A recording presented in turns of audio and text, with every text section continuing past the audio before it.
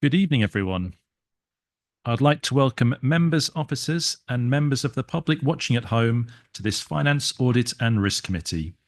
This committee plays an important role in the overall governance of the Council.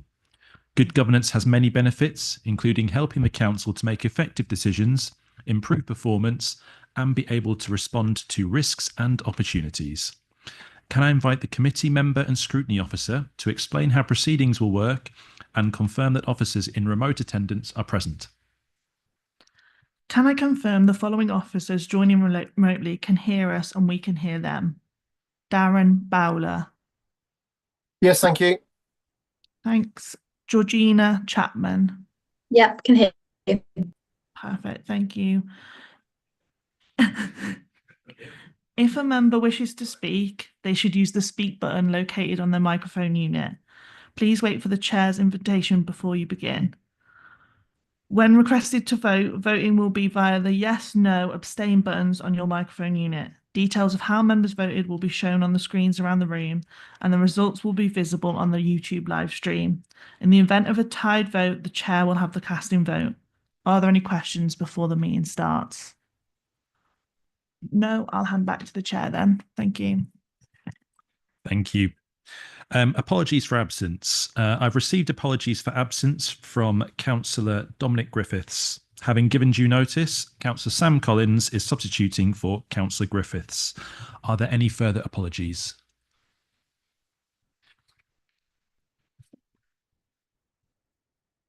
Minutes. I'd like to propose that we take as read and approve as a true record the minutes of the meeting held on the 13th of February 5th of February 2025. Can I please have a seconder? Councillor Brown, thank you. Happy to second. Any comments on the minutes at all?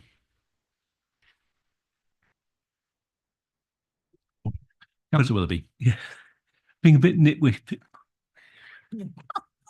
Can't even say it. I just wonder if they've been proofread, because I was conscious of a number of typos.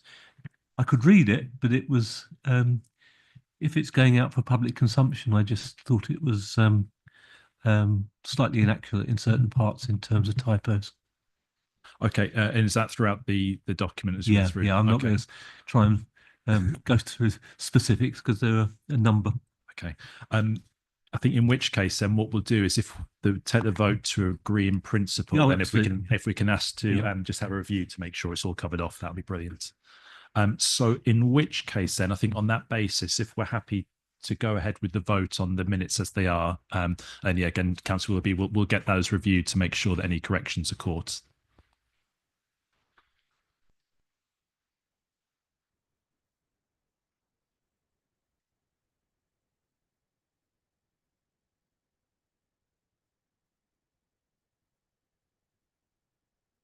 That's carried.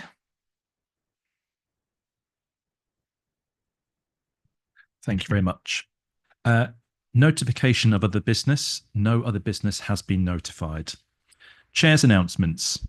In accordance with council policy, this meeting is being recorded and the recording will be available to view on ModGov or via the NHDC YouTube channel. Members are reminded to make declarations of interest before an item. The detailed reminder about this and speaking rights are set out under Chair's announcements on the agenda. For the purpose of clarification, 4.8.23a of the Constitution does not apply to this meeting. Therefore, a member may leave the room during the debate and consideration of that item and be able to vote. However, please be mindful of the business on the agenda and wherever possible, leave at an appropriate point in the proceedings. I've agreed to the following changes to the order of the agenda since publication. Agenda item 11 will now follow agenda item 8. Public participation. We have no public participation this evening. So move on to item number 6, which is SAF's Anti-Fraud Plan Progress Update 2024-25. Nick Jennings to present, or Chris, you to present tonight, is it? No, it's Darren. Oh, Darren. Okay, Darren online to present. Thank you. Good evening, Chair. Apologies for that confusion, and also good evening, members. For those that I have not met, I'm Darren Bowler, Accounts Fraud Manager at the Shared Entity Fraud Service. Please accept Nick Jennings' apologies for absence this evening. He's still in London representing and promoting SAFs that's been at a very long conference today. There are 2 items on the agenda this evening, and I will be taking them individually to allow time for any questions at the end of each item. I am going to assume that you've all had an opportunity to read and review both the plans and the update for this year and the new plan for next year. And I'm going to now provide you with a brief verbal summary of both those plans, as I say, one at a time. So item 6 is the Anti-Fraud Progress Report 24-25. And I understand that's for members to note. This update covers up to the end of December 2024. The report sets out the work undertaken to prevent fraud, the reactive and proactive work, and the performance in line with the KPIs. The KPI objectives towards the end of the report are either met or are all on target for achieving their target at the end of the financial year. KPIs highlighted in green are complete. Those in yellow are not yet complete, but as I say, are on course to be met.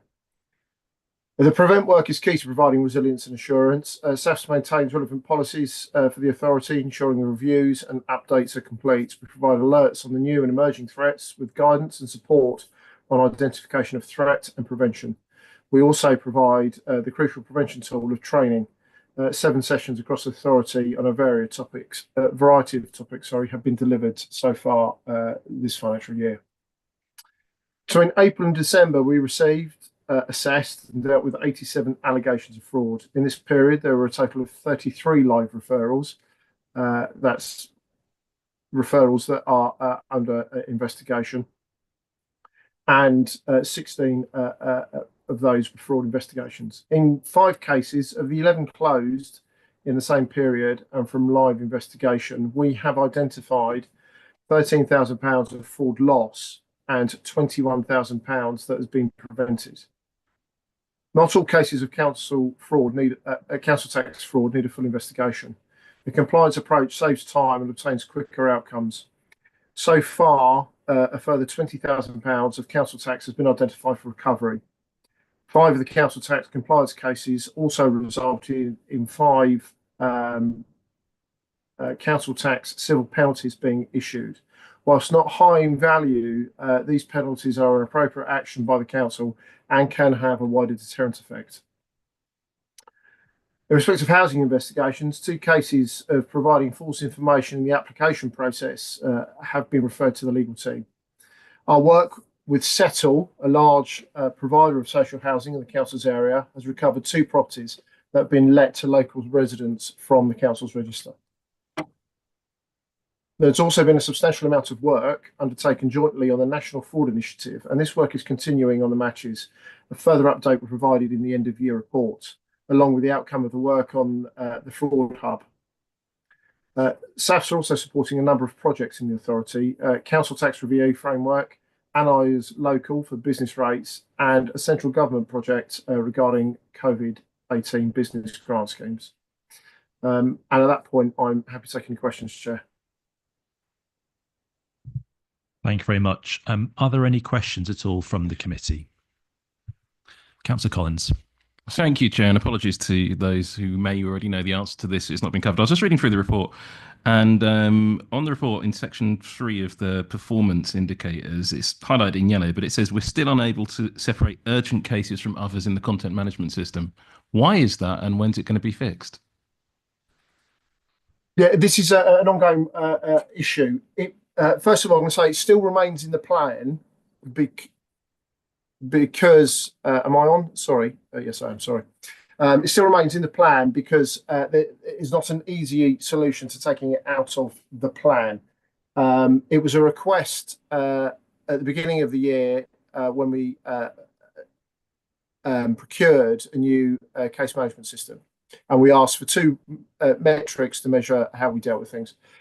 They have technically been unable to be able to do that, and they tell us they're not going to be able to do that. So that KPI will be taken out for next year's plan. The objective itself is continually being met because all of the cases that get referred to us are being met within 24 hours anyway. So the objective is being met. We just can't give you any data. It's not even can't give you any reliable data. We just can't give you data to say that those cases were dealt with within that short period of 2 days. So to remove confusion of it appearing at the beginning of the plan, beginning of the year, disappearing halfway through, it was thought best to leave it in, and it will be taken out for the KPIs for the start of the new financial year. Thank you very much. Are there any further questions?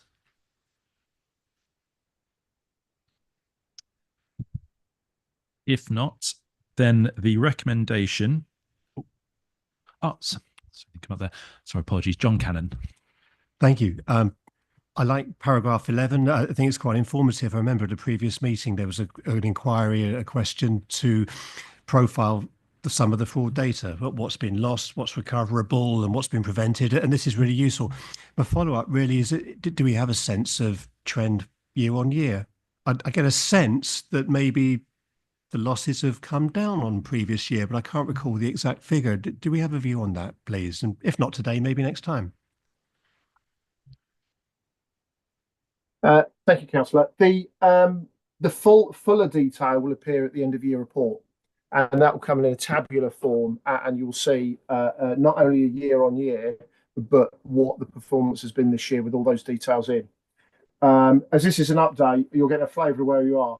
My feeling is in accordance with you.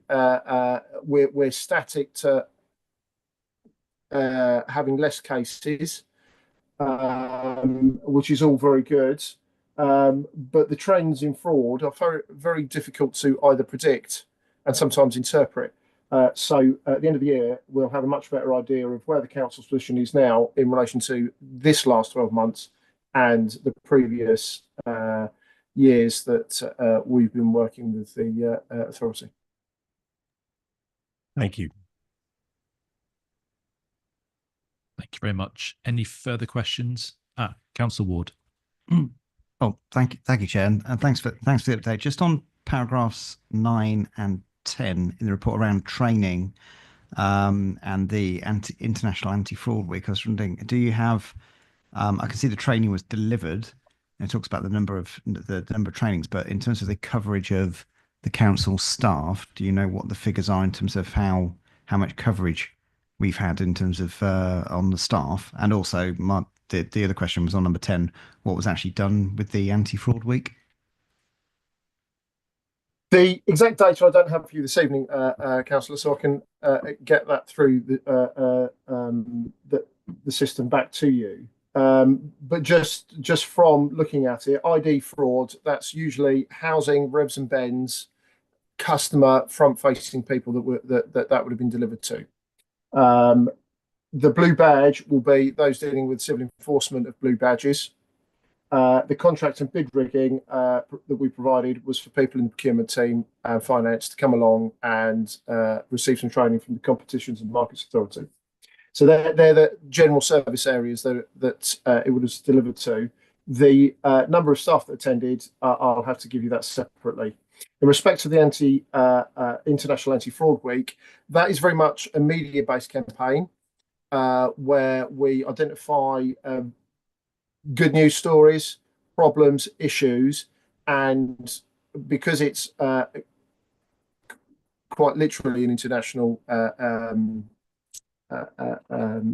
event throughout that week, there's lots of media that's pushed out. So we use that as a vehicle so we can broaden that coverage in local channels, and the channels are usually all media related. So Twitter, Facebook, through the council's own web pages, and that's for all our partners as well. So the 8 partners in the service, 7 of which are in Hertfordshire and then Luton over in Bedfordshire, all have that. So there's geographically we cover a wide area of the population in central, north and south Hertfordshire, as well as a little bit of Bedfordshire.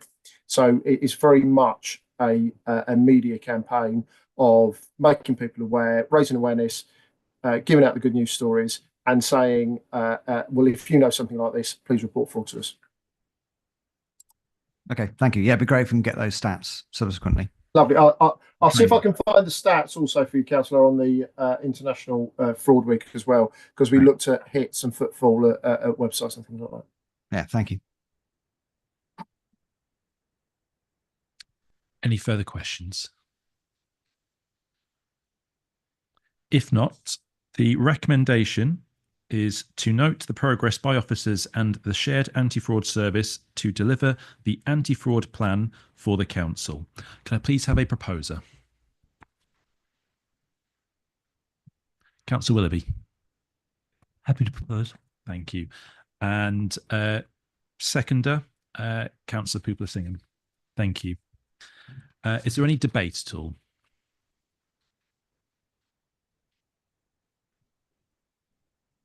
No. If not, then can we please move to the vote?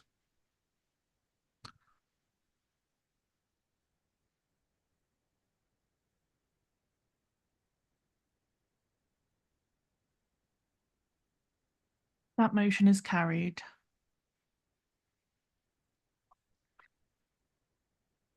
Thank you. Now move on to item 7, SAF's proposed anti-fraud plan 2025-26. Back to Darren, please, to present. Thank you, Chair. The plan, I'm sure, will be familiar to most of you, with similarities to the previous years, and it can be found Appendix A.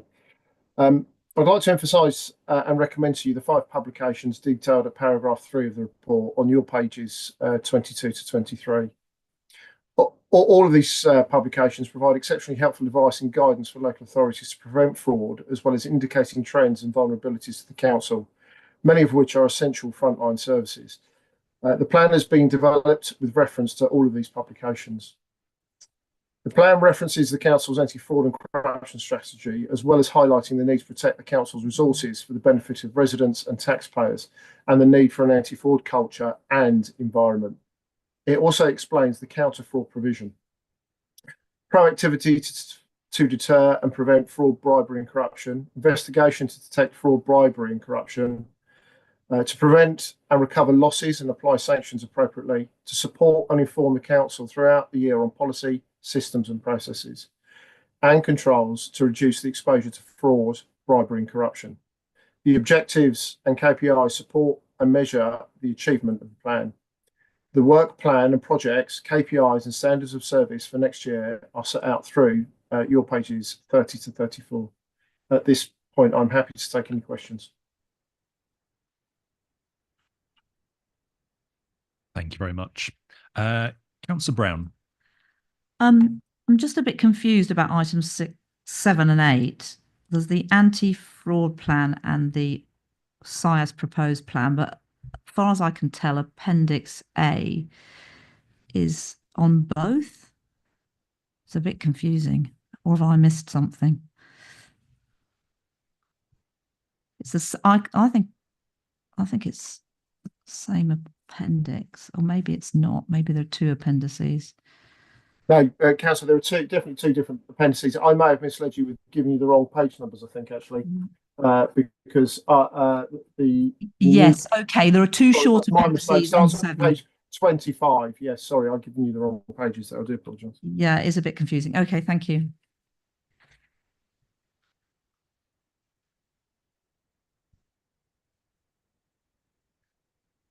Are there any further questions from the committee?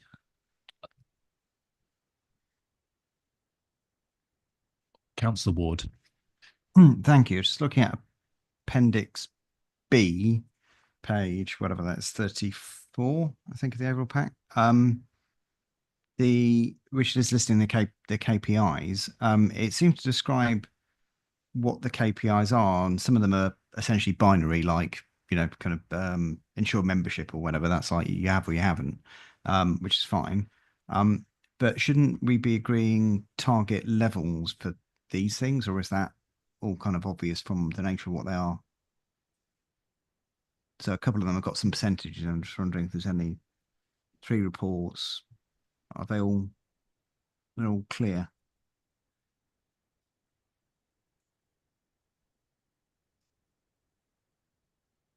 Might even want to take away. I don't disagree with what's there. It's just more to in terms of us trying to actually track, quantitatively the performance of this stuff. So. Just to confirm, is that, for example, for KPI 1 under Objective A, where it says regular meetings, which is obviously slightly less targeted than some of the figures? Is that yeah, exactly. And kind of counting meetings is not necessarily an amazing thing for us to be doing, right? So.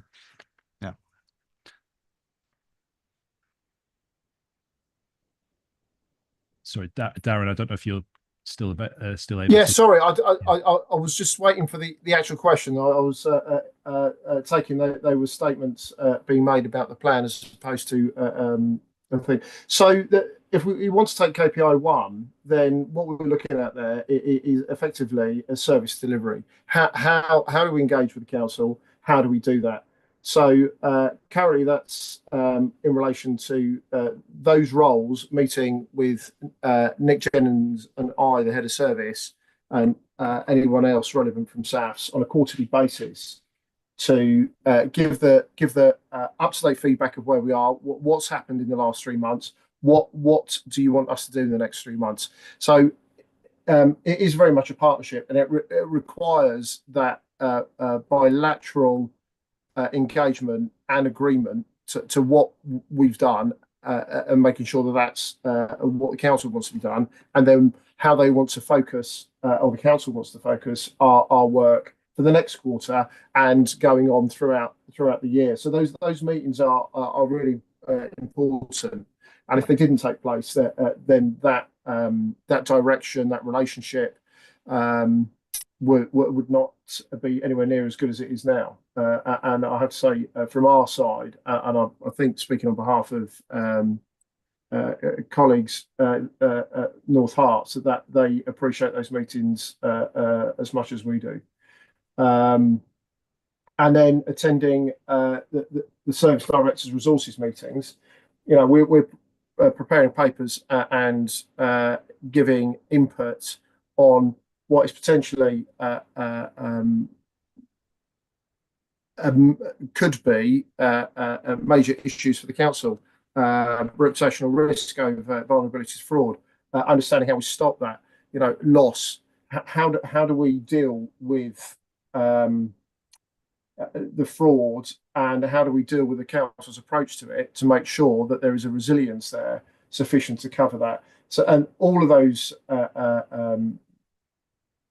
papers and those meetings are also required to be able to drive that partnership, because without either of those meetings it just wouldn't happen. So that's there as a KPI to ensure that the council officers know what we're doing, and we know what we're doing and what each other wants.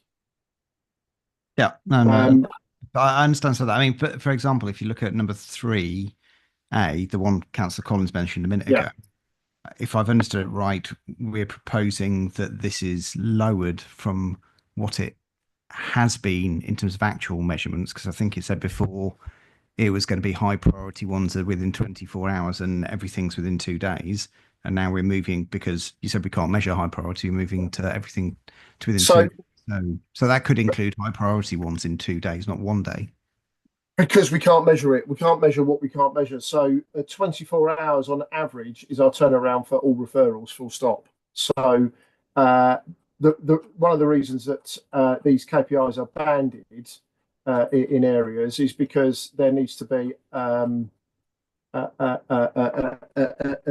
a median in the middle, which is the ideal target, and then some extra time for resilience in case of people go sick. We don't have staff members. We need to understand what we can and what we can't do when we're looking at turning around. The intelligence team that receives those referrals is a team of 4+1.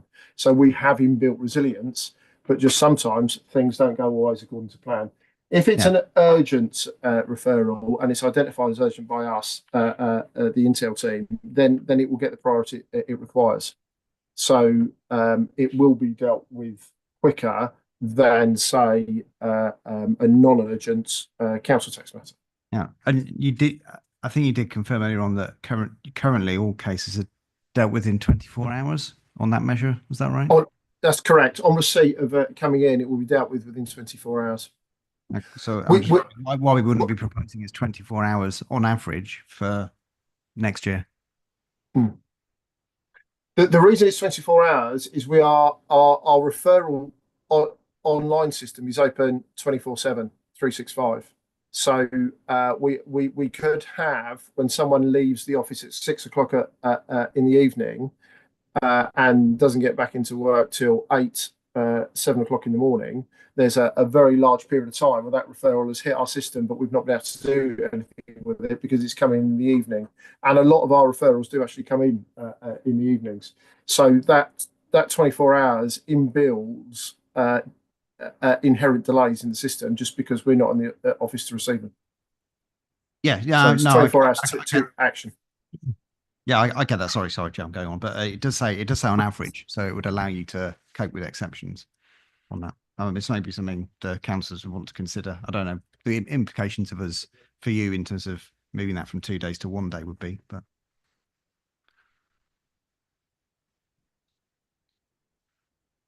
Thank you very much, Councillor Ward. Councillor Collins. Thanks, Joe. Just following on from Councillor Ward here, because I think he's absolutely hit the nail on the head. The on average, some of the points in KPI 1 as well. I mean, KPIs, without wanting to sound like a management consultant type person, because we've all had enough of them, quite frankly. Surely they've got to be specific and measurable, realistic targets. And these aren't necessarily all specific. There's a bit of vagary in here. On average, is it mean? Is it medium? What do you mean on average? Give us and as Paul was pointing out, surely we need to have a bit of a range. You know, it's not just hit or miss. It's not just binary. We've just seen that on the other report. It's some things are in process, some things aren't achievable because the computer says no. We've heard that, but just because the computer says no, should we lower the standards? You know, that's looking at KPI 3. So perhaps a recommendation could be to Cabinet that they might want to have a look at tightening up some of the wording here and maybe looking at going back to SAFs and just suggesting, look, could you be a bit tighter with this? Is reducing to 2 days on average, how far do you push the average? I mean, it could go quite a long way out for some urgent cases if you're reducing the specificness of that target. I think it's not tight enough on here. And also, just to pick up on Councillor Willoughby, I've also noticed a typo here as well.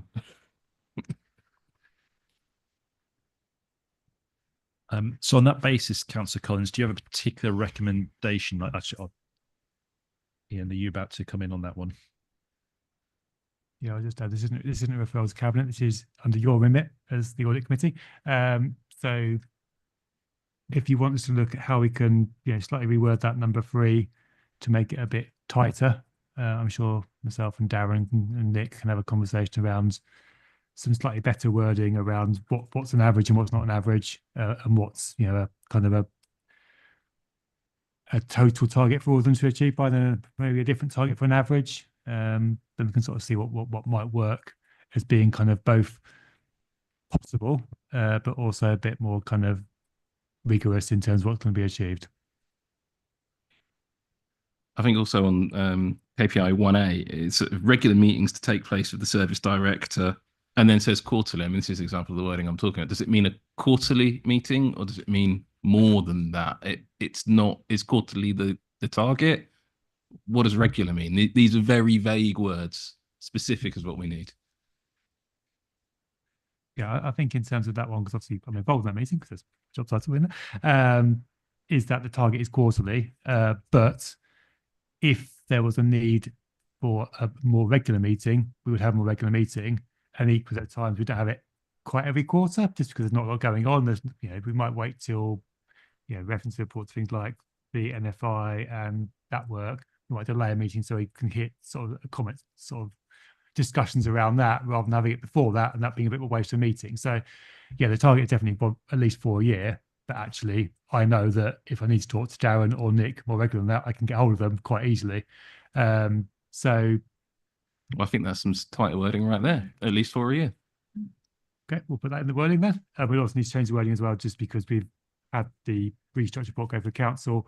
I am now both those roles from the 1st of April because I'll be managing revenues and benefits. So potentially that's just with me each quarter that meeting as well. So we'll tweak the wording to be more kind of at least for a year and just reference the director resources from the 1st of April. Right. So just need to check to see if this will be added as a second recommendation, if that would be the best way to treat it. Based on the comments I think provided, for the first recommendation to remain as it is, and second recommendation, probably to tighten the wording up, but to review and update the language under Appendix B to provide more measurable targets based on feedback from the committee. I don't know if that's usable or if we need to slightly update the language there, but would that be usable as a recommendation? Or potentially a delegation to the service director or director resources. I mean, it would be at the moment service director resources to make those changes in conjunction with Darren and Nick. That's sorry. If we go back to service director, would that be acceptable? That was what I was going to say. Yeah, so I can the committee asks the service director resources to work with Shared Anti-Fraud Service to make the KPIs more specific, particularly in relation to number 1 and number 3. Say Councillor Collins and Councillor Ward, would that be acceptable based on feedback? Brilliant. Okay. So before we go any further, are there any further questions from the committee on this piece? John Cannon. Thanks. Just to labour the point on number 3, let's not throw the baby out with the bathwater. I mean, maybe 2 days is what we need. You know, we could halve it to 1 day. Why wait a whole day? Why not have an instant response? So it's important to view them all in context. So maybe in clarifying what they are, could we also just have a couple of words as to what we really need and why they matter? And I think the two go hand in hand in that respect. That way we right size it, and it might give us more confidence in the KPIs, perhaps even as they are, but refresh where appropriate. Thank you. So just to check, are there any further questions at this point from the committee? Otherwise, so the recommendation number 1 would be to review and approve the anti-fraud plan 2025-26. And then number 2 would be, check the wording as I go through this, would be delegate to service director resources to review and update the language under Appendix B to provide to update the targets. Are we happy with that? That captures the commentaries fed back and hopefully gives the latitude to better update that language.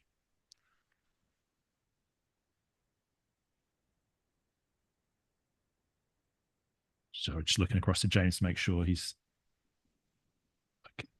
Yeah, sorry. Yeah, I mean, I put the committee delegate authority to the service director resources to review and update the language alongside SAFs to make the KPIs at Appendix B more specific, particularly in relation to points 1 and 3, if that covers it, but then obviously allows for that across the board. I think that's, yes, reads slightly better than what I've scribbled down here. So if we're happy to go with that instead, that probably works.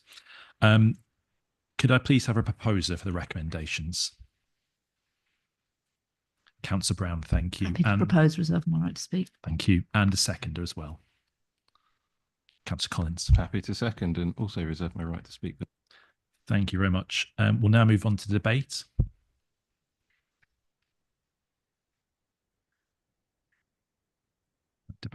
In which case then, could we please move on to the vote?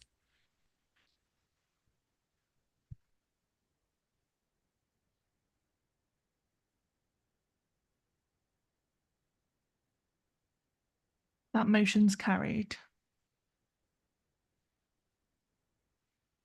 Thank you very much. So we will now move on to item 8, which is the SIAS Proposed Plan 2025-26. Hand over to Chris Wood to present. Thank you, Chair. Apologies in advance, actually, for probably tonight's longest document or longest report within the pack. It's got quite a number of moving parts, our annual plan. You'll note the internal audit strategy, actually, which I'll start with, which is appended at Appendix E. Members are asked to sort of comment on that document and to note it. Actual approval will be with the SIAS board in June, once it's been through all of our partner audit committees and they've all had a chance to see it. We'll gather up all the comments, and the SIAS board will take those into account when approving the strategy for the year. Because of the length of the document, I don't think I'll go into too many things, and we'll probably just take questions when I get there. But a couple of things to note. I think it's page 46, where there are two numbers sitting on top of each other, but page 46 of the pack. Just to note client satisfaction, that shouldn't say 100%, it's 90% is what the SIAS board have agreed in terms of the percentage of client satisfaction surveys returned at an overall satisfactory level. This paper was published before the board actually agreed this performance indicators for this year.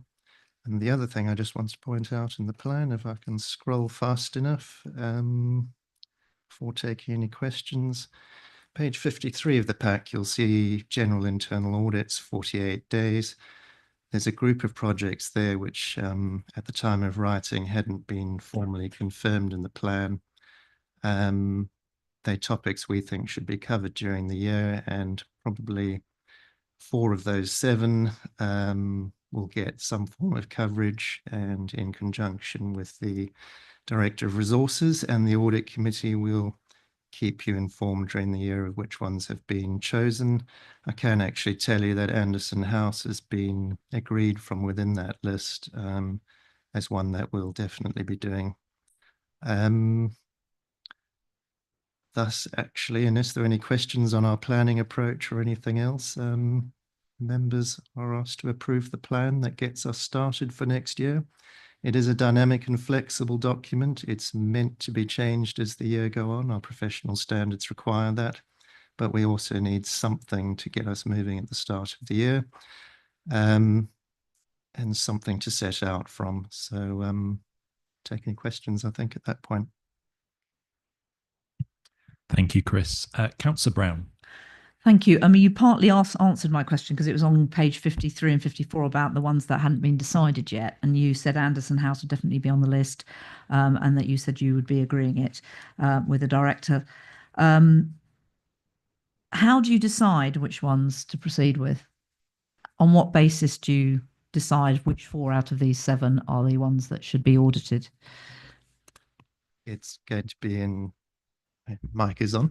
It will be in conjunction with the Director of Resources and the relevant directors. If we had more than 260 days, we'd be doing them all. So there'll need to be some form of risk assessment around them. It's very likely, actually, that we'll do the waste and recycling service changes as well, as there's a recycling audit in the East Herts plan, for example, and bearing in mind the shared nature of the service, will almost certainly be dovetailing with their audit. There's no point in only one of those 2 authorities not doing it. So that will probably answer 2 of the remaining 4 which needed doing. And then the rest will risk assess at that moment in time. As to which needs doing, Director of Resources will help us reach that decision. If you wanted to purchase 20 or more audit days from us, we'll do them all. Councillor Brown.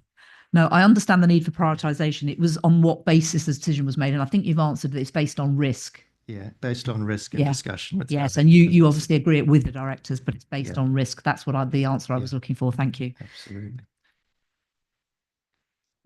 Will be communicated back to you by virtue of this committee approving the plan. It's also our duty to report to you any changes that happen to the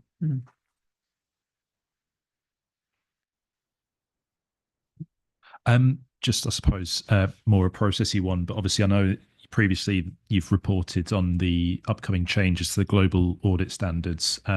Is that process now completed and settled, or is there still potential for those changes to potentially affect some, maybe not deeply around the work you're doing, but potentially have some effect on this plan itself and potentially then what you feed back to us in the future?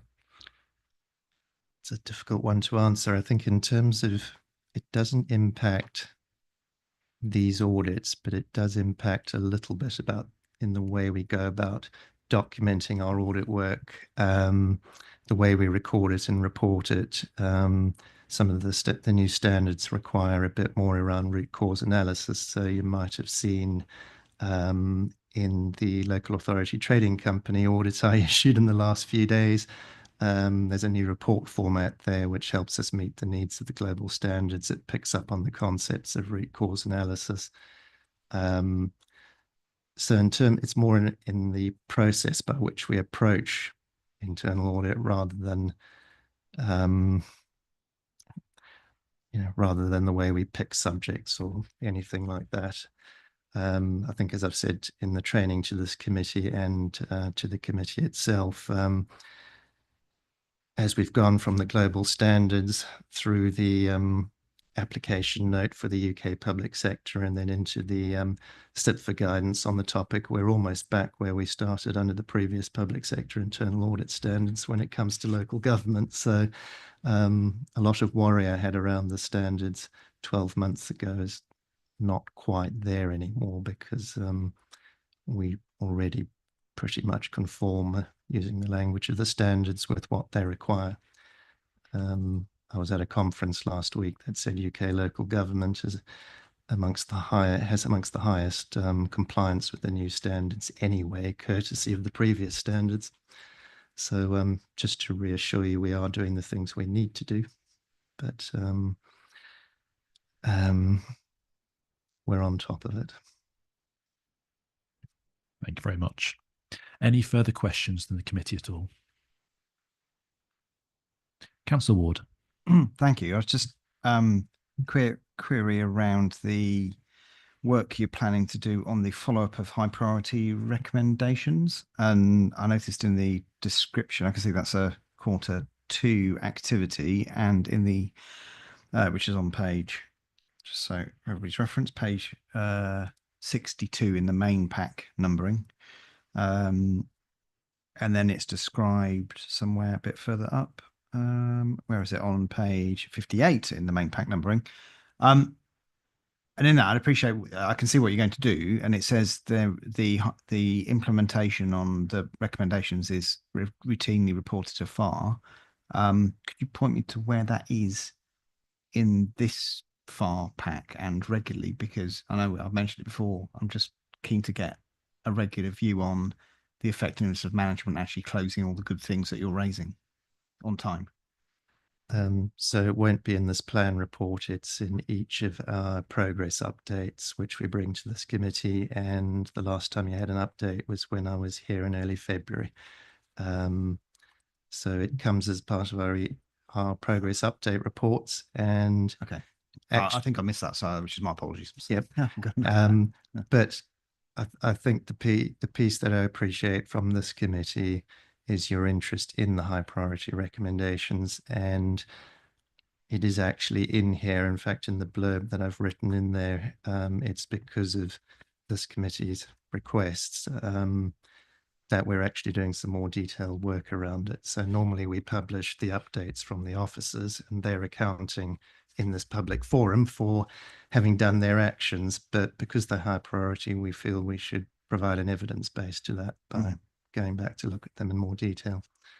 But the interest of the committee in these is exactly what the committee should be doing.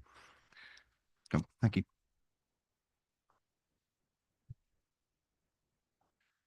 Any further questions?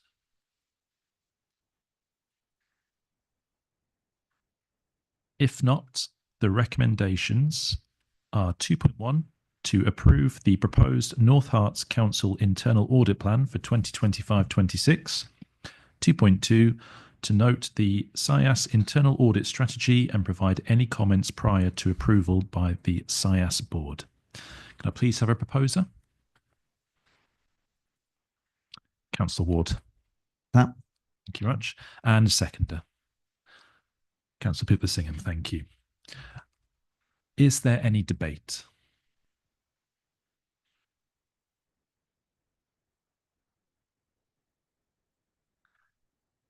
If not, then could we please move to the vote?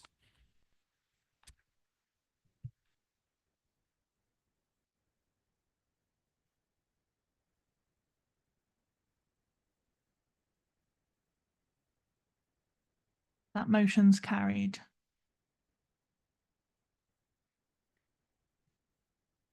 Thank you. We now move on to item 11, Local Code of Corporate Governance 2025. Georgina Chapman to present. Thank you. So it's good practice for the local code of corporate governance to be reviewed annually, and it's been a year since this committee last reviewed and approved the code. So the code is based on the Sit for Solace framework, delivering good governance in local government, the 2016 edition principles, which is staying as the basis for an assessment of our governance arrangements for the 24 to 25 period. So the code covers principles A to G.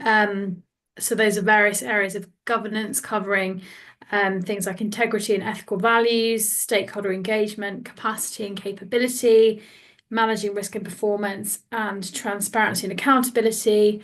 And those principles are outlined in Appendix A, which is the code in a nice diagram.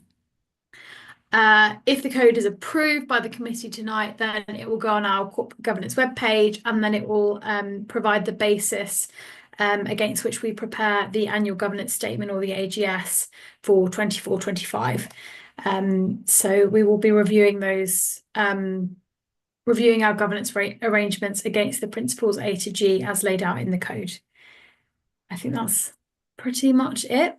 And the recommendation is for the committee to approve the Local Code of Corporate Governance 2025. Thank you. Thank you very much. Are there any questions from the committee?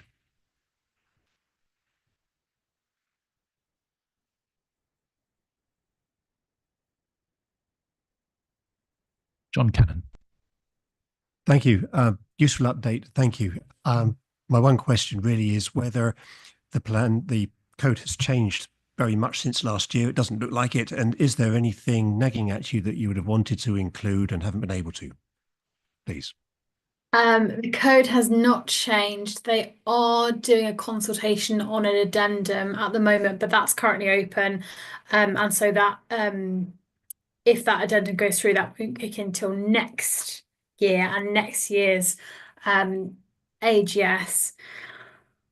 There's nothing I can think of that was nagging us in terms of additions. That I can have a think with the team. But yeah, there's no changes otherwise. It's stayed the same for quite a few years now.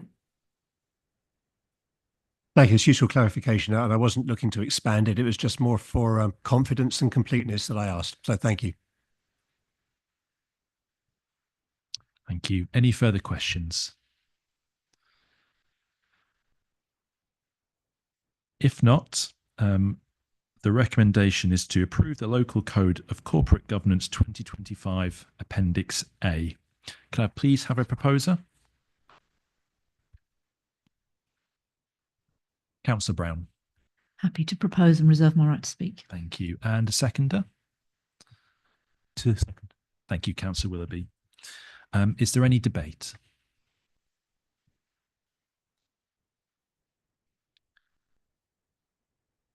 If not, can we please move to the vote?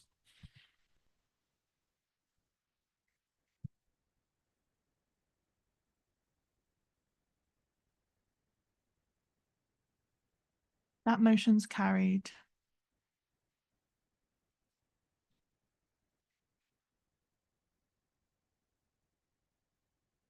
Thank you very much. We will now move on to item 9, which is third quarter revenue budget monitoring 2024 to 25. I'll hand over to Ian Cooper to present. Thank you, Chair. I will start off with the recommendations, and I'd like to note that these are the Cabinet recommendations. So for this committee, I'd like to preface those with that Finance Audit and Risk Committee comments on the assumptions and information contained in this report in the context that Cabinet agrees that, and then the Cabinet recommendations follow to reflect your role as an audit committee and not as Cabinet. So you're not there for the record to make the recommendations themselves. In terms of the report and the detail in it, it is the standard format, which you've seen a few times throughout the year. So I'll just focus in on some of the main considerations therein. So as ever, we've got table 3, which starts on page 17 on the reports pack. In terms of general themes in there, you will note there's quite a few carry forwards of money into the following year. That reflects this time of year we kind of get to the point where things aren't going to be achieved in this year. So look where they are kind of things that are kind of distinct and do still want to do them, carry forward the budget into next year to allow them to be done then. Obviously that in that context, whilst it improves the financial position this year, it is kind of just saving up the spend for next year. So there's no actual net improvement in the council's financial position. It just affects the current year-end balances. The final column of that is the ongoing impact of any over-under spends. You'll know that is an increase in planned spend for next year, an ongoing of £76,000. And there's obviously the reason set out in the report as to why those are.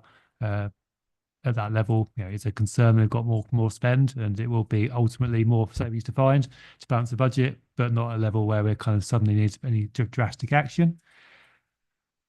In terms of the detail that then follows in paragraph 8.2 onwards, 8.4 refers to carry forwards from the previous year and keeping a track of those, what's going with those. And for some of those, you'll note that these are ongoing carry forwards of underspends, because whilst there's an aspiration to do the work, either capacity or outside factors mean they haven't been achieved yet. And I think it's probably in a lot of those obvious why that's the case.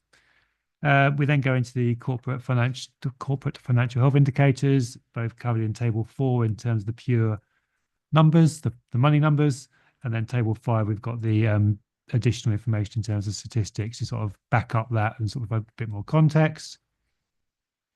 And then as we run through the report, we've got the position on the general fund, including the impact of the collection fund position. And as you'll see, that's showing that we've got the £840,000 increase in general fund coming from the fact that our net expenditure is lower. Again, most of that's carry forward next year. And then got the £23,000 position in terms of funding and the additional income from there, which gives the net position of £863,000 increase. And the projected general fund balance at the end of the year of 15.264 million. We keep track of the financial risks. Obviously, it's important to start of the year to know what these are doing. As we get towards the end of the year, most of the risks have transpired by this point, they're going to happen. But whilst we've had some of the risks being realised, we've still got quite a balance there in terms of what could happen, although be it very unlikely now that any more of those will happen. That's my kind of introduction to the report. As ever, lots of detail in there if you want to pick on anything, so feel free I'm happy to answer any questions. Thank you very much.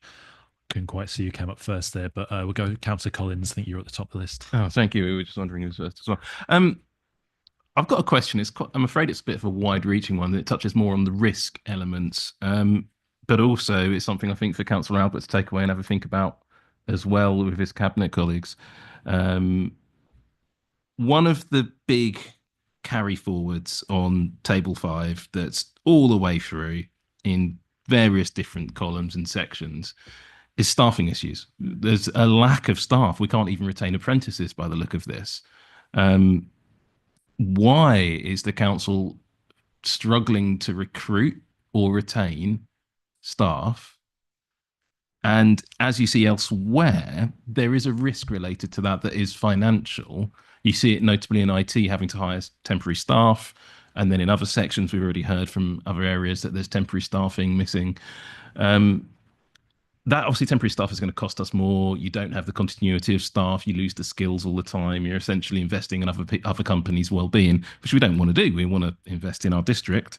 So I guess the family of questions I've got, which I'll try and bundle into one sort of simpler one, is why are we not retaining our staff? Why are we struggling to recruit? Is it that we're not paying people enough? Is it something to do with the workplace? This is why I was saying this is maybe something for Councillor Albert to take away, because I don't think Ian Cooper's going to have all of the answers to this in one hit. But also, is there, because I don't see a figure here, and I don't imagine we're going to get one tonight, and I don't really expect one tonight, but I think it's something the council as a whole needs to take a look on, particularly Cabinet. What is the wider financial risk of these ongoing staffing issues? Because if we're having to fill these gaps with temps all the way through, that's going to cost more. And there isn't a number associated with that. And I guess it's because you don't know who's going to be here and who's not to an extent. But how are we fixing this problem? Because it is a problem. And all of these carry forwards could all become costs rather than just things we're not spending this year because stuff isn't going to get done.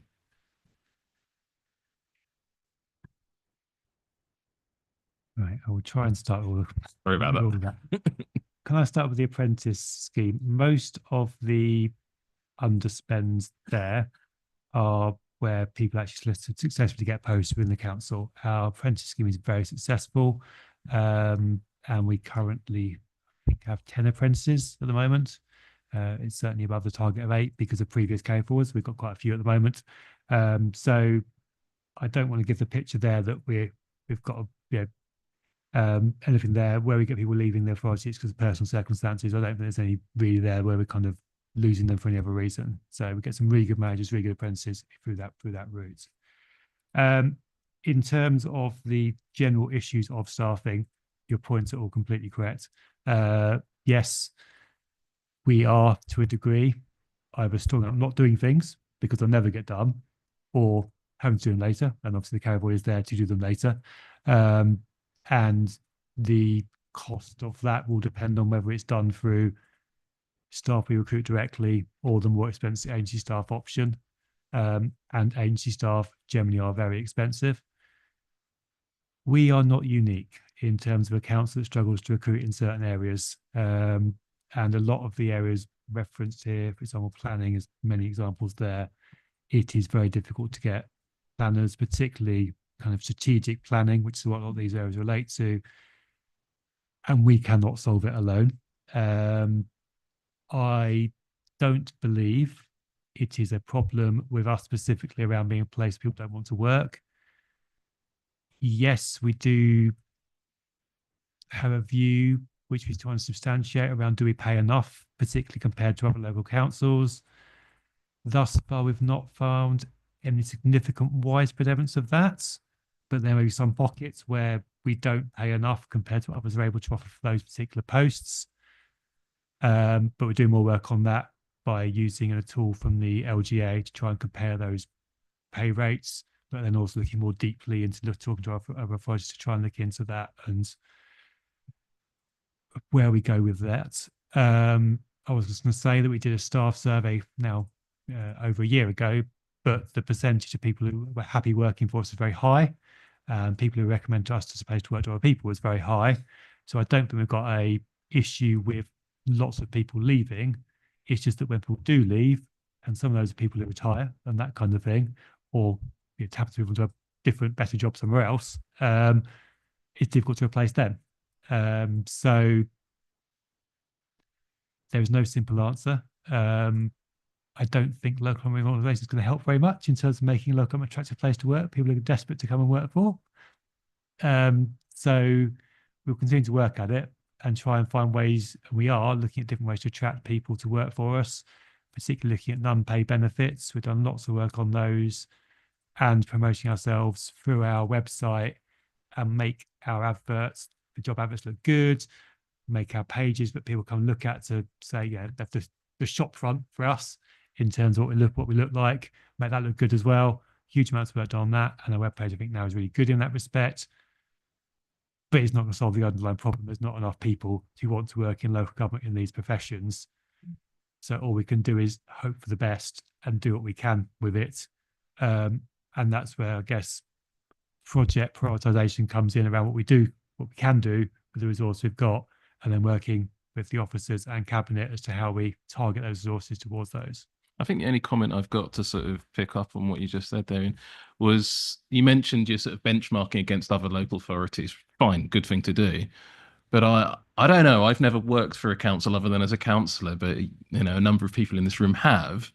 Do people set out to have a career in local government, or are they just looking for a job in a particular area? And should we be benchmarking against other similar industry sectors rather than just local authorities? And I know private industry is likely to outspend us in a number of ways. Some people come to local government for a career. There are plenty of people who have worked for many, many years and worked in local government for many, many years. So yeah, there are people who are looking at staying in local government and see it as their career in local governments. But I do accept the point you make around we are also competing with the private sector. The unfortunate reality is for areas like planning, for areas like legal, we simply cannot afford to compete with the private sector. So we are looking at picking up those that want to work in local government and also looking at growing our own and looking at how we can get people in at the bottom, train them up, and then hope they stay in local government because they realize how great it is to work for local government and take that route instead, which we're doing in more and more areas because that is fundamentally how we can go down. Councillor Albert, I know you were called out then a little bit, and I think you put your microphone on. I wonder if you wish to provide a response there as well. Yeah, I mean, happy to, Chair, and I think, I mean, as offered, I mean, Sam hits absolutely the right question, and that is a challenge, and I think we've been through this administration, the joint administration previously, we've gone through those exact same issues. I think in working with our staff and looking at flexible ways of working, I think has also helped to improve our recruitment and retention. And we've got a number of people now working for this organisation that if they were having to sit in this building 5 days a week wouldn't be working here because they live quite far away, and we've got some absolutely fantastic staff. I've got responsibility for IT, and our IT manager does not live nearby here, and we're really lucky to to have him, and there's lots of other staff like that. I think within the colleagues on the scrutiny review and scrutiny committee will have heard the presentation last night on the corporate peer challenge. One of the kind of key priority areas in there, which obviously Ian is responsible for in the lead, is creating a new HR strategy during the coming months that will reflect our priorities, because prioritization is key, and obviously then how we develop existing staff and recruit new staff as well. And that growing your own is that Ian touched on is really going to be a key part of that, and how we deal with apprenticeships, bringing people in and hopefully promoting them through the grade as they become more experienced, more knowledgeable, and hopefully then we can retain them. But it is a challenge. There will be a number of people who work for local government. I worked for civil service. I only intended to stay with the Department for Work and Pensions for a year, and 37 years later I was still there. And so there's a lot of people around this organisation like that who actually value public service. Public service is a hugely, I think, wonderful thing to do. It's very rewarding, but maybe not always in pay, and that's another issue. But we hopefully can offer other things, and good pensions is another area that we've got. So yeah, recognise the challenge.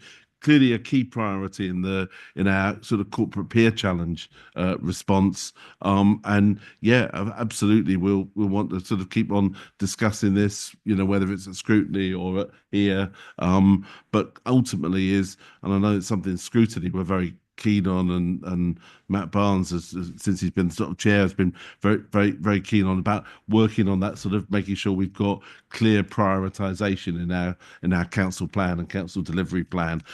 the points that Ian touched on there is obviously another part of that response. But yeah, no simple answer, but great question. Thank you very much. Councillor Brown. I wasn't going to say this, but just to follow on, I mean, ever since I was first elected, there's been a issue around recruitment and retention, and it has been looked at repeatedly. And certainly when I was in the joint administration, we did a lot of work on it. And I think certainly the recruitment process, the adverts, the promotion, those kinds of things are improved out of all recognition. So I think there has been a lot of work. I do wonder whether one area that could potentially benefit for some more work is career progression within the organisation. I don't know how much that's been looked at, but I thank Ian Cooper for a very honest and comprehensive response to that question. I think that was really helpful. What I was going to ask was some far more mundane and picky questions. So page 81, burial grounds. I noticed that there's been a reduction in burials, and that it says this will be kept under review to see if a permanent budget adjustment is needed. I wonder why there's a reason for a delay. I mean, I don't think burials are going to increase anytime soon. So I wonder why we're delaying to make that adjustment. Thanks, Stuart. I just wonder why the delay. I read the bit about competition as well, so maybe that's the unknown that's made it more acute. But just a question around that. That's likely to be an ongoing issue, isn't it? And then the other thing I wanted to ask, which is of more significant, I think, is the corporate financial health indicators. The biggie one that I sort of identify, commercial refuse and recycling service, is in the red, but it's also going in the wrong direction in terms of trend. What are we doing to mitigate that, was my question. How are we going to get more customers to buy our commercial refuse service? Because I know that there are other councils within our district that don't use our service. They use someone else.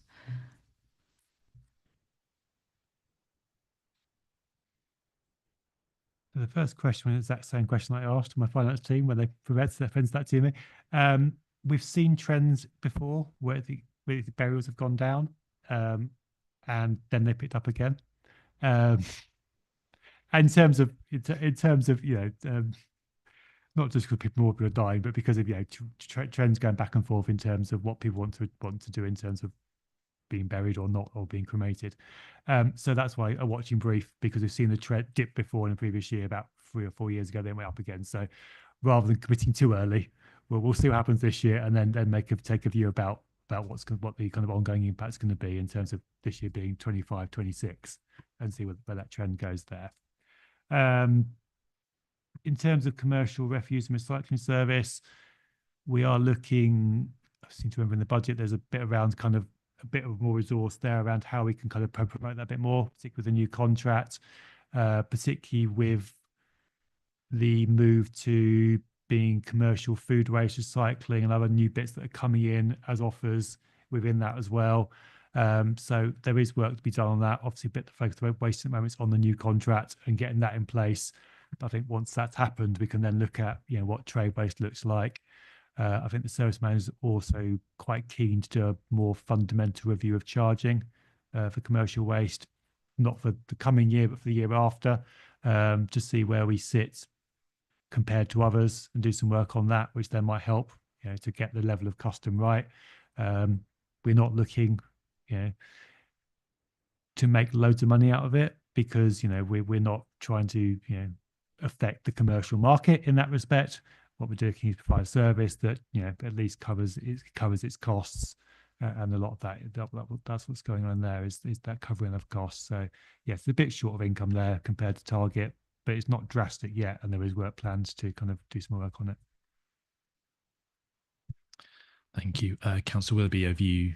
Yeah, that's fine. Just want to check, make sure. And any further questions at all? John Cannon. Thanks, Chair. Just on the corporate financial health indicators still, please can you just guide me? I might be misunderstanding something. It's the planning application fees. It's red.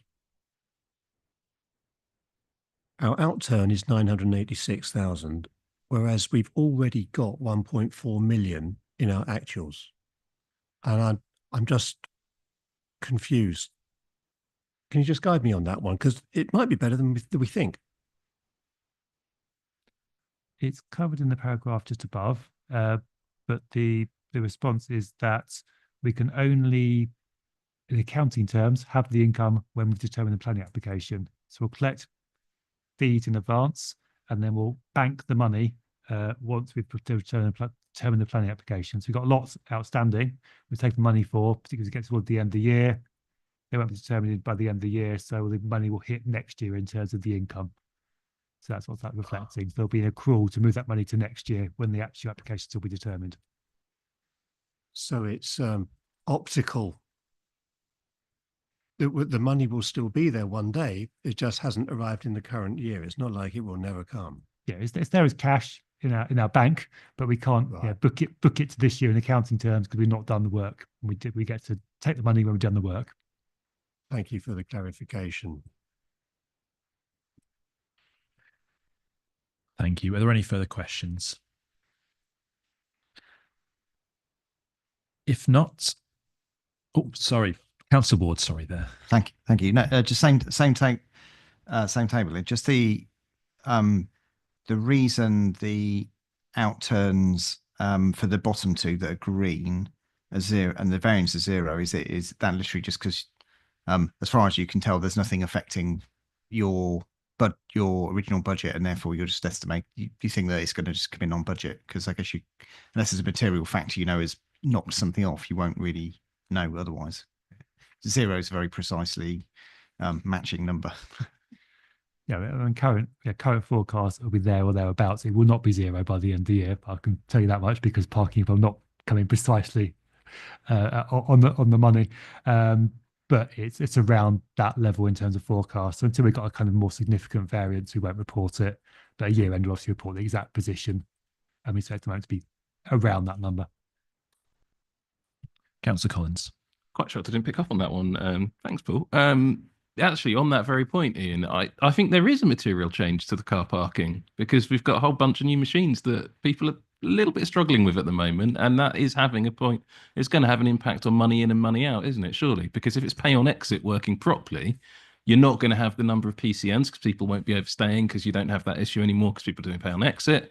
So that will always reduce the number of PCNs coming, which will impact that figure. And I know we're only talking about 2 or 3 months worth by the end, or even 2 months by the end of the year, but it's a factor which will have an impact. Then you've got people paying double. So you're saying that's not going to make any change? I mean, I know it's too early to give figures on how those machines are doing, but I can't believe it's going to be exactly as forecast. I think we don't know enough yet. I think we're talking about machines that have gone in very recently, and we've only got 3 or 4 weeks to the end of the year. So I think the impact of those is going to be pretty low. Obviously, we would look to see what's going on early in the new year to make sure we kind of are reflecting the new position quite quickly in terms of new monitoring for next year. Obviously, with hope that people get used to the machines quite quickly and they're paying the right amount. In terms of PCNs, yes, it could have an impact, but I'm sure there'll still be some parking issues with people parking in the wrong place and getting PCNs, unfortunately. Whatever's in place to make it easy to pay for parking. So I would not expect a sudden drop off in PCNs just yet. But if it happens, then I guess I'll have to reflect them in the numbers.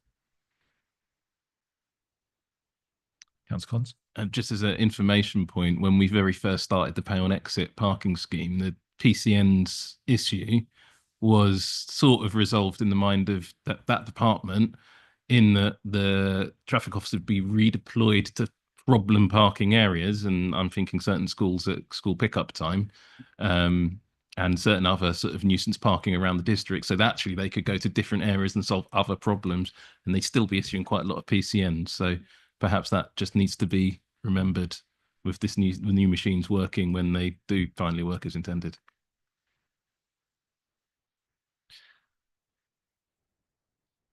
Are there any further questions?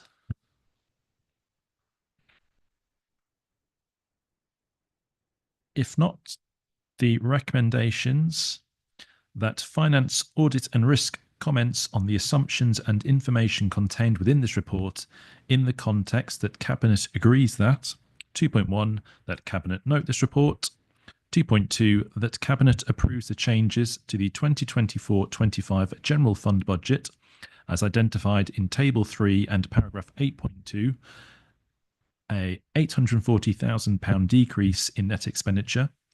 2.3, that Cabinet approves the changes to the 2025-26 General Fund budget as identified in Table 3 and paragraph 8.2, a total £807,000 increase in net expenditure.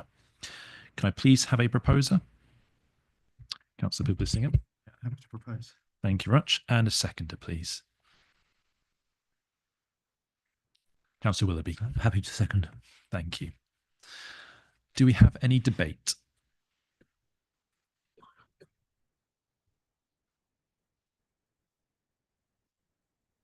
If not, then could we please move to the vote?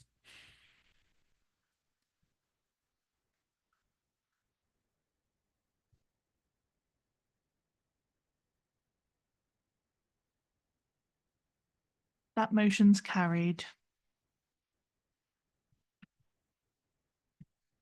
Thank you. We'll move on now to item 10, third quarter investment strategy, capital and treasury review 2024-25. Councillor Ward. Thank you, Chair. I just wonder if you could confirm with James. I wasn't quite sure what we were being asked to actually do with this report in this committee, because it's talking about cabinet approval, etc. If it's the same as the last agenda item, and then we are looking to approve the finance audit and risk implications, I probably should step out like I normally do for these things. But I wasn't sure. Is that the right interpretation? Yeah, I think so. Okay. So yeah, we'd still ask you to declare declare it it and then leave. I'll and we'll declare get an you back. interest, financial my employment and despair. Thank you. Thank you, Councillor Ward.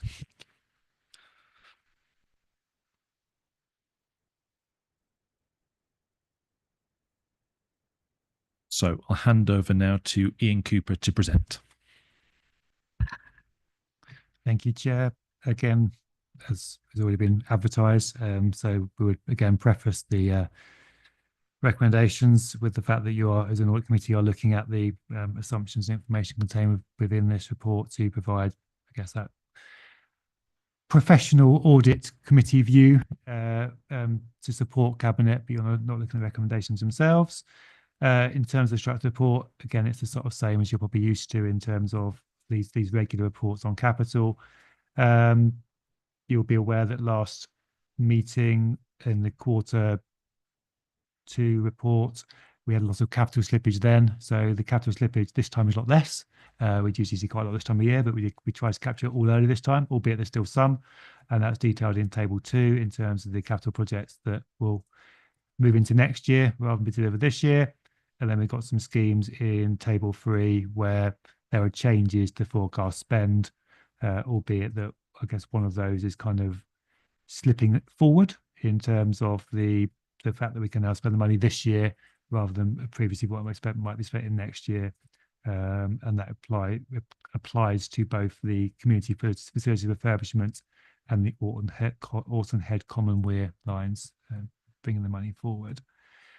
In terms of forecast at the end of the year, we are looking like we probably will go into a borrowing position by the end of the year, albeit it's going to be close. We might stay just above with a negative CFR at the end of the year, but we'll have to wait and see where we land with some of these capital projects.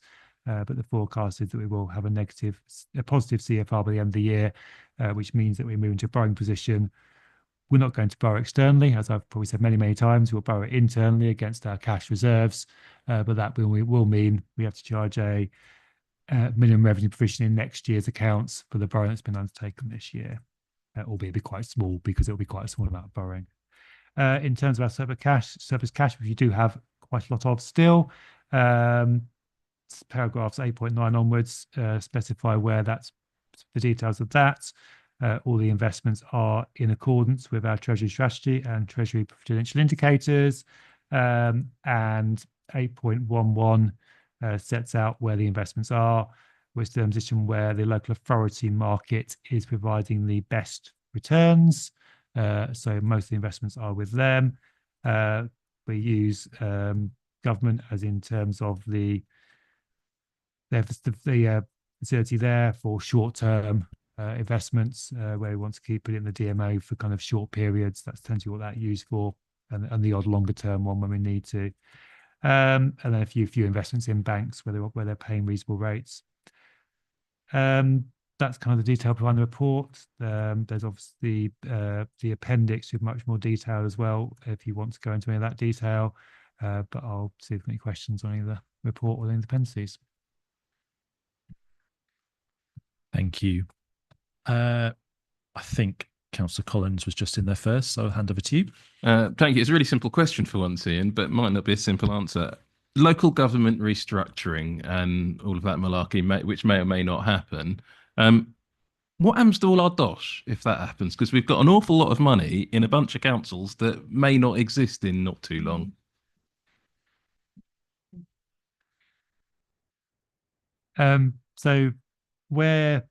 So in terms of the money we invest through other councils, if they transfer to another council, the money would go with it in terms of the investment would just move across to any new council. So that would not be an issue.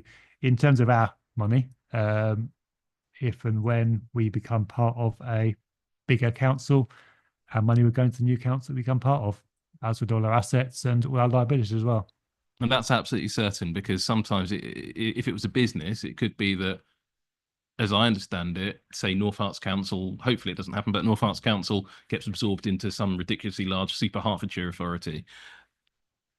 North Arts Council as an organisation would cease to exist rather than just be absorbed by. So from a financial point of view, you're saying it would be absorbed by, it wouldn't cease to exist.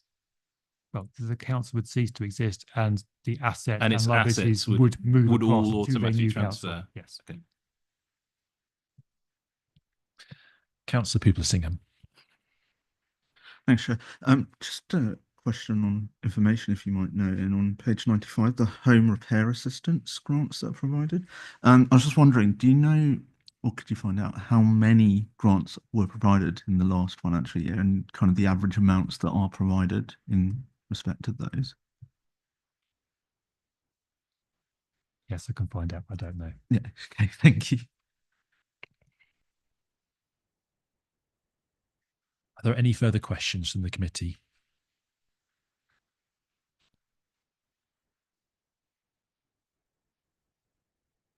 If not,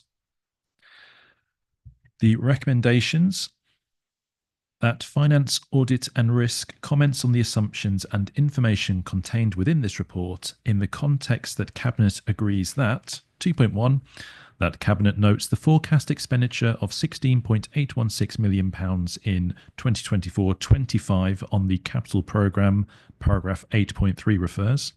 2.2, that Cabinet approves the adjustments to the capital programme for 2024-25 onwards as a result of the revised timetable of schemes detailed in Table 2 and 3, increasing the estimated spend in 2025-26 by £0.627 million. 2.3, that Cabinet notes the position of the availability of capital resources as detailed in Table 4, paragraph 8.6, and the requirement to keep the capital programme under review for affordability.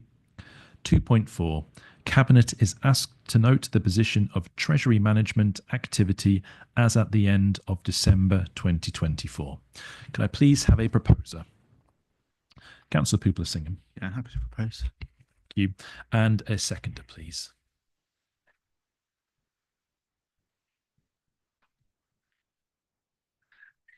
Happy to second. Thank you, Councillor Willoughby. Is there any debate on the item?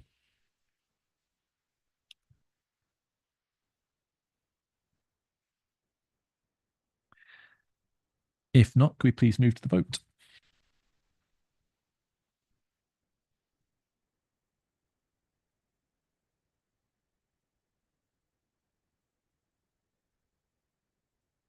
That motion's carried.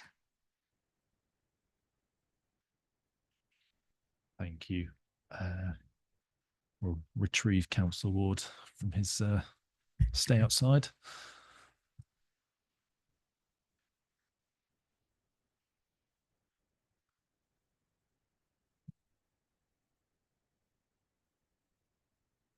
So move on to item 12, possible agenda items for future meetings. So this being the last committee for this cycle and this civic year, hopefully now members and those substitutes who've been present have had seen a year through now with the full cycle, because obviously this was a committee with many new members this time round. So one of the asks this time is for potentially, now having seen everything, if anyone does have particular training they would like to be scheduled in for next civic year at all, any items that have come up that require more learning. I know we've had obviously training provided most meetings as we've gone through, but if there is anything in particular that can be raised now. One thing that has been raised previously is that there is going to be a general skills audit taking place in May. Part of that will be to look at committee members and substitutes in terms of their own knowledge around the finance audit and risk areas. So part of it will be captured there. But if there is anything else that anyone has at the moment they'd like to put forward, please do now or after the meeting as well. And if there is any other items for the agenda that people would like put forward, again, the offer's always there to get in touch with myself, with Ian and others, and we can add those for consideration. If there isn't anything for right now, again, please do. Oh, Councillor Ward. I'm not sure if this has been there before, but it would be good to get a bit more insight into the workings of the fraud area. I would have thought is something we talk about a lot in general terms, but back to some of those other comments, getting to see some sort of real. I mean, I don't want to see, GDPR issues with cases, but you know what I mean, more in terms of what actually goes on. Some of the worked examples and things like that. Yeah, we've had it previously in the past, and I think again, although having local examples isn't something we want, we've had enough to kind of give an indication of the work that the group does and the effect that has in terms of whether it's recouped cost or ensuring money's not taken out. So yeah, I think that's again something we can definitely go for again now, because I think it's been probably more than a year potentially since we had that last time. Just trying to remember off the top of my head. I've had it before previously, but I think it might have been a while now. So happy to add that to the cycle for next time around. If there is no further, John Cannon. I don't know if there's enough substance to it just yet because it's early days, but to the point on local government reorganisation, I'm curious as to what that would mean for our legacy assets. What would happen to those investments? Yeah, okay, appreciate it will transfer to the new entity, but in doing so, could it be ring-fenced to what was North Hertfordshire and the residents that have contributed to those funds so far? I mean, I'm speaking from quite some distance from the topic, so I'm interested in the mechanics of how it would work and what that would mean for the money that the council currently has and how it might be used in future or absorbed into something else more distant from the district. I think, again, it's obviously a developing situation, but I think it would be good to, for whatever information does exist, whatever we can state at this point to, I suppose, even if it's just briefings, as soon as things are made clearer, then that is something I think would be very interesting and probably quite useful for the committee as well. So happy to add that to the list of suggestions to take forward. Thank you. So if there isn't anything else, as mentioned before, this is the last meeting of this civic year. I think under the current proposals, there is a meeting planned for June for this committee, but I can't remember the date off the top of my head. And as it's not written down, I can't read it out. But I believe it's due mid-June, the next one's scheduled. So until then, have a lovely time, everyone. And I'll call this meeting to a close at 9 o'clock exactly. Thank you all.